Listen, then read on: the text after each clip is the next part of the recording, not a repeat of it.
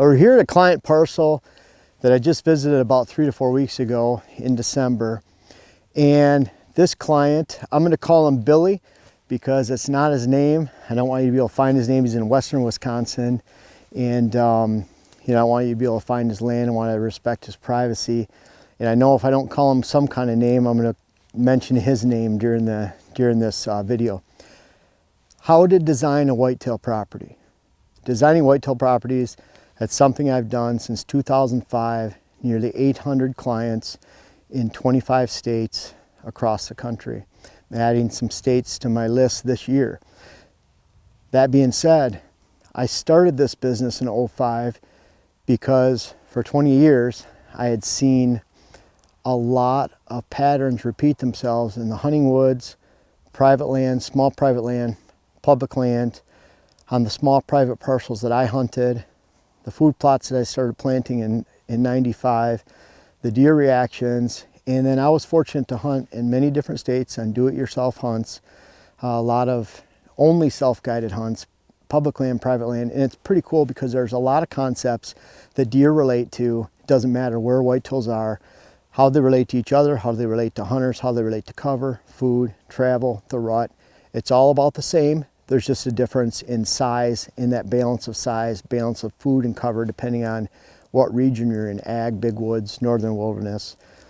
And so those concepts are what I couldn't wait to write a book about, and I did so. I wrote my first book in 2012. And that book, believe it or not, the intro and conclusion, I think it's been out long enough that you read the intro, I talk about a hunt coming through and how he relates to deer and other deer, and he gets into the woods and he's moving to his favorite bedding area.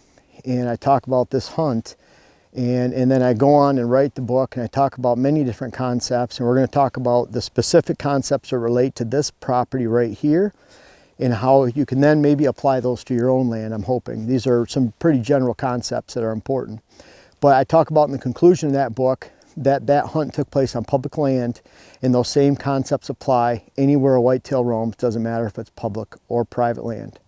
On Billy's land here, very similar land that I've gone to. I go to, this is a 40-acre parcel, and I'd say that 50% of my parcels on a given basis each year, between 70 and 75 parcels, are 60 acres or less. So this was right in my wheelhouse. Now I've worked on parcels up to 4,000 acres, and every year I have several that are 200 to 500 acres in that range too.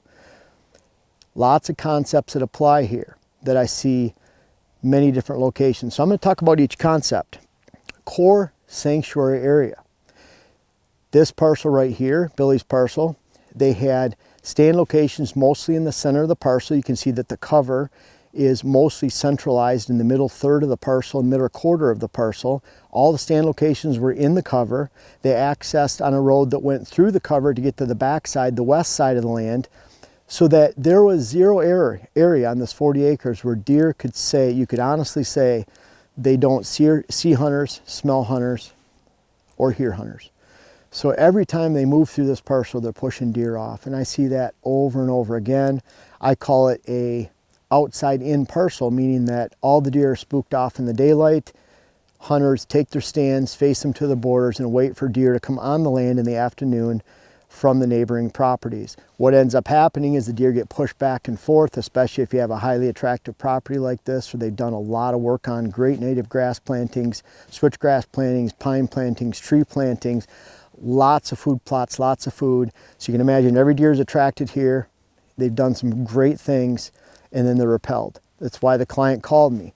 They had this design back in 2006. Every year since, it's gone down, down, down. They kept waiting for these things to grow, thinking the deer herd's going to change, the hunting's going to change, and it did not. And so the client even told me if it was 2015, 16, he probably wouldn't have hired me. But he's waited long enough at this point. It's 2018, and I think we developed an incredible plan that's almost exact opposite of what he had before.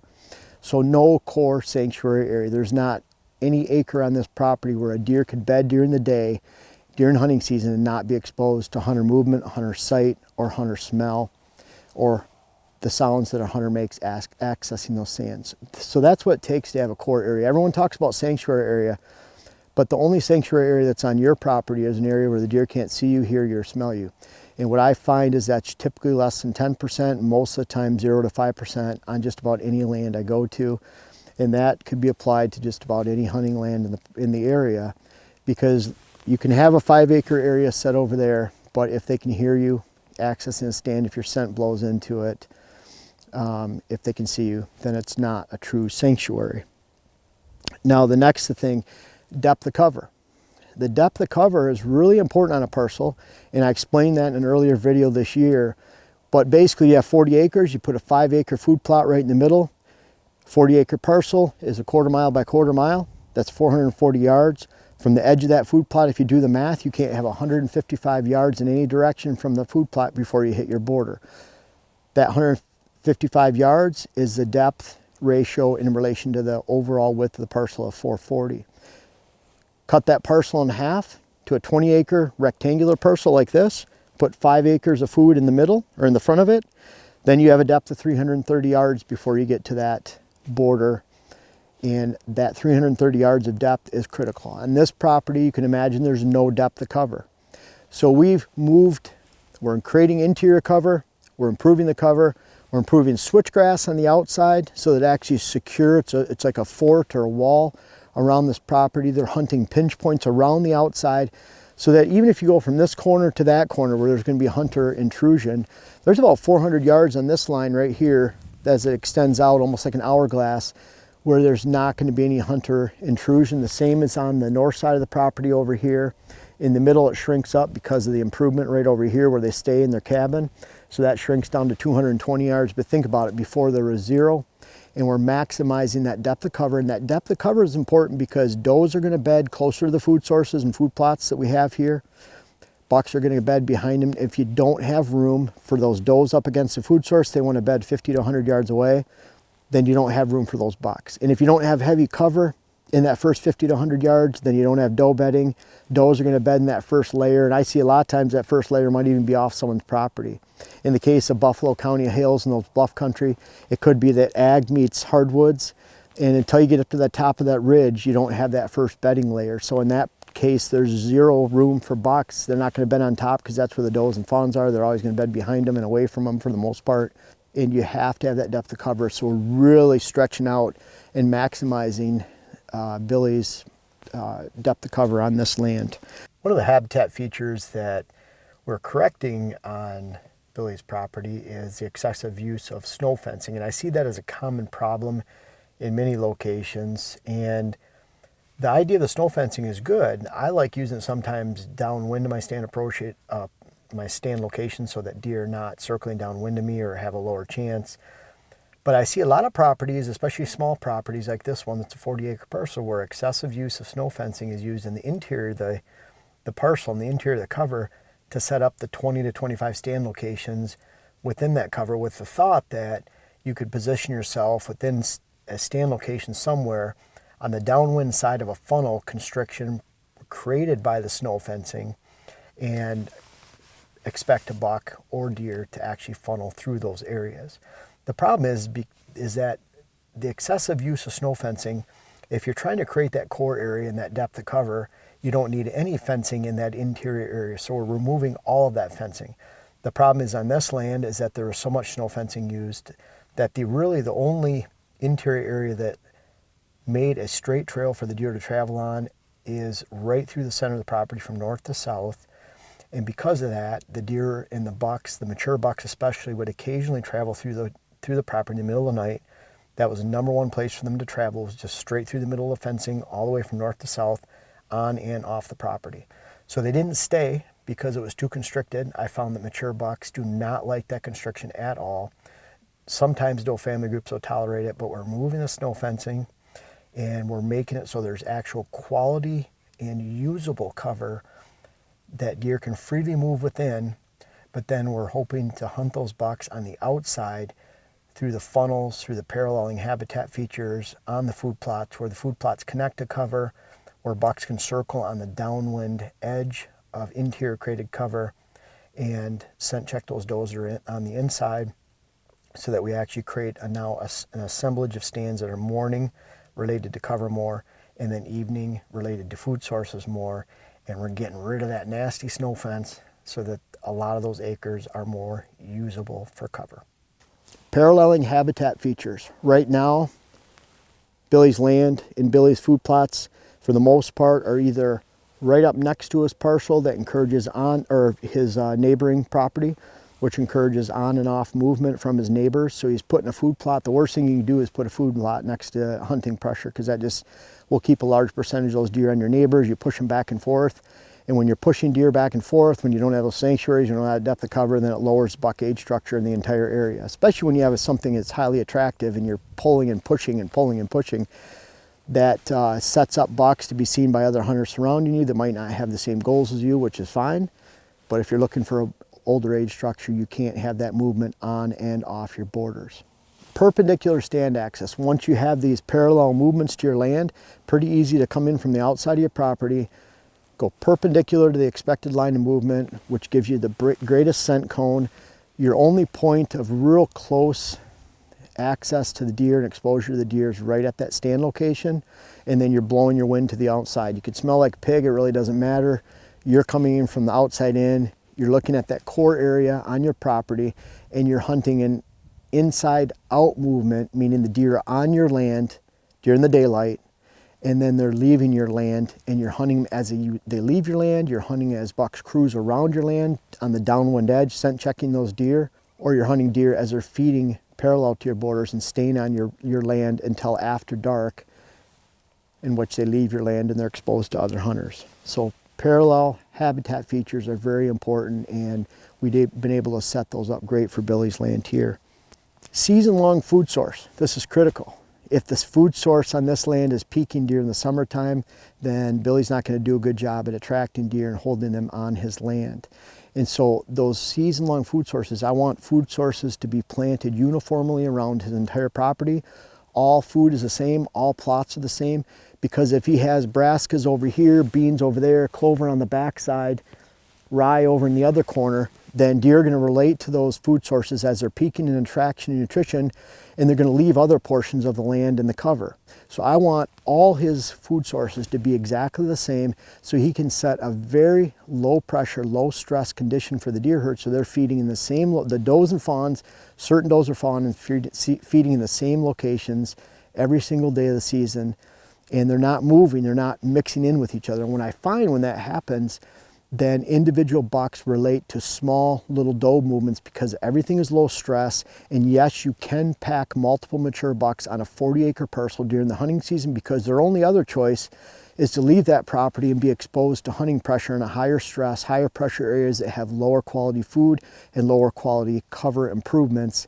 And I believe that they would stand the close proximity of other, and that's what I experienced. They withstand being close to each other a lot more than exposing themselves to hunter pressure, and using a foundation of food that has food peaking in nutrition and attraction all season long. You can check out 2016 best food plot mix, 17, 15, and whether you search for that on Google or YouTube, you'll find my blends and my videos and my articles right up at the top, and you can see what blends I've used.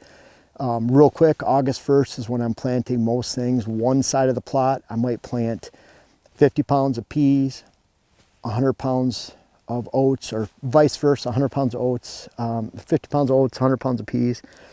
And then on the other side, I might plant a brassica blend. I might top dress the first side with the oats and peas with 100 pounds or 200 pounds of winter rye around Labor Day or 5 to 6 weeks later. And I'm trying to really plant a lot in that one food plot, two different sides, two different diversity blends, so that deer have something to eat on all year long, or all season long. And if they have enough food, they have some corn left over. Maybe put a corn strip right down the middle if your food plots have enough size to them. And I always look at that foundation of food plot pyramid where you have greens, corn, and then beans at the top. If you follow that blend and you follow working up like that, make sure you have greens covered, you have enough to last all season, then you have corn, and then you have beans. Because that is the type of, they're going to eat those greens all season. Corn is more mid-season. Beans are late if they're standing, or early before they turn brown. And so you get the most usage out of the green, then corn, then beans, and that's a great diversity blend for your land if you have the room. A stand assemblage is important. You have to have evening stands, morning stands. But if you don't have that food foundation set up, if you don't have the depth of cover, if you don't have the core sanctuary, then you can't expect to have those layerings where you have does and fawns up close to the food source, you have bucks in the back. And when you have that depth, then that allows you to hunt the back stands, the back side of the bedding, in between the bedding and where does bed, where bucks bed and does bed, for midday cruising areas, backside of bedding for the morning areas where you're going all the way back around waiting for those bucks to come back to you, and of course then closer to the food sources for those evening hunts. Then you can have an assemblage of stands where you can actually look at it and say, you know what, I have these morning stands when I wait for buck bedding areas or cruising areas during the rut. I have these evening stands that center more on food that I can hunt early in the season, late in the season, and I can hunt in the evening during prime time rut times. But you can have that assemblage of stands, and that's what we're doing on Billy's property right here. You can see all the stands we pulled out. The wooded stands and the deep wood stands are more for morning, and then the food source related stands are more towards evening. But you have some remote corners of those long food sources that set up movement where you can expect a buck not necessarily be right there when you walk in the morning, so it gives you even some morning hunting on some of those ends of those long food sources too. In the end, we're taking Billy's land right here. He had 0% that was for all deer all the time to begin with. I call that your deer efficiency of your parcel. What's the efficiency of your parcel? Most parcels I see, again, have 0% where deer can feel safe for the entire day. That's their efficiency. On a 40-acre parcel, it's possible to get it up to 30 to 32 acres. We're somewhere between 28 and 32 on Billy's right here, and I think that's really important. On an 80-acre parcel, you can get it up closer to 60, 65%, so 50, 55 acres out of 80, because you still need the same amount of room to access around the parcel. And so when you apply that to a larger parcel, you can get a higher efficiency level on a larger parcel. But if you have a 40-acre parcel, at least getting 20% or 50% where you have 20 acres, maybe 25 acres, sometimes 30, 28, depending on if you have road access or how you can access around the land. But focus on that deer efficiency. We've done that on Billy's property today, and I think there's so much you can do. These are the concepts that a lot of these that I wrote about in 2012. I've continued to write. I have 5 books out. Again, this is what I do for a living. I love looking at this stuff. I get excited about it. I'm excited for the landowner here and the client because I know their hunting is going to change drastically. I've seen it time and time again, and I can't wait for those hunting season texts and photos, harvest photos, trail cam photos to let me know that this client is very happy and that what he's seeing. And again, we flipped this around. This is an opposite of what it began with in 2006. And I hope that you can apply some of these concepts to your own land. I'm going to try to have a few of these that I go revisit and talk about. And the whole idea is so that I can help you become a better hunter, habitat manager, and herd manager of your land and enjoy your land and find a higher level of whitetail success this fall.